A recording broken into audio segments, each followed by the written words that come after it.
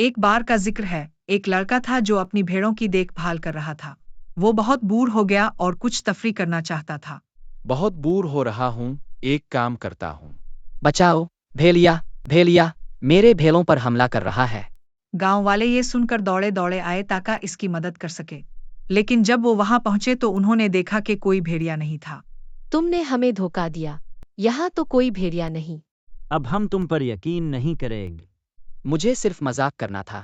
کچھ دن بعد جب واقعی ایک بھیڑیا آیا، لڑکے نے دوبارہ سے چیخ ماری، بچاؤ، بھیلیا، بھیلیا۔ لیکن اس بار گاؤں والے اس کی مدد کرنے نہیں آئے۔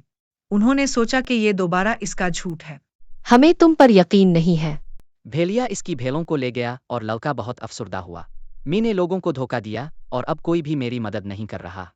بچوں، اگر اب جھوٹ بولیں گے تو لوگ جب اب سچ بولیں گے تو بھی اب پر یقین نہیں کریں گے۔